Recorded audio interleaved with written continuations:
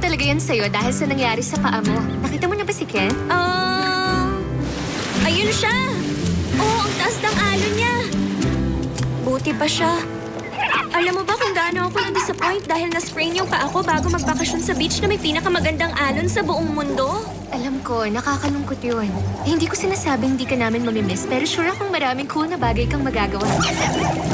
Mangolekta ng shells, tumingin sa ibon, gumawa ng sandcastles. Hindi naman kasi extreme sport ang pagbuo ng sandcastle. Isa pa, di ka pa nalalagyan ng buhangin sa cast, no? Hindi siya maganda sa pakiramdam.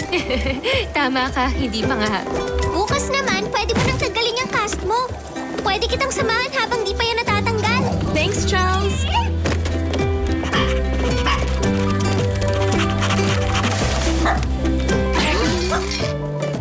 Uy, tingnan nyo, may sarili tayong blender at mga prutas. Gawa tayo ng smoothie.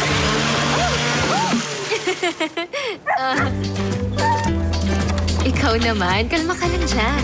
Kung pwede lang, palit tayo ng sitwasyon, Stace. Sa totoo lang, mas gusto kong sa loob na lang at ayusin yung photoblog ko.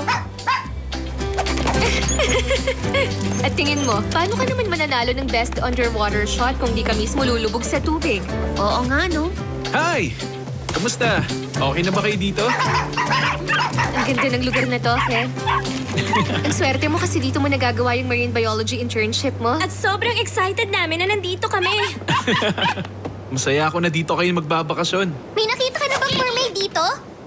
Mermaids! Chelsea, nandito si Ken para mag-aral ng totoong sea life. Nakatira naman sa Siyang Mermaids. Di porket di mo pa sila nakikita, ibig sabihin na nun, hindi sila totoo. Kung ganon, may nakita ka na bang mga dolphin? Mga dolphin? Wala pa. Starfish at sea urchins ang madalas namin pinag-aaralan. Ibig sabihin ng pinag-aaralan niya, paglilinis ng tanks nila. Oo nga, tama ka. Pero may isang oras pa ako bago bumalik ulit sa trabaho ko. Sinong gustong makita yung reef? Ako! Nakakaingit. Skip, sasama ka, di ba? Hoy! Tama na! Hala, yung laway! Buti na lang, waterproof to. Tara na, Skip, magbihis na tayo.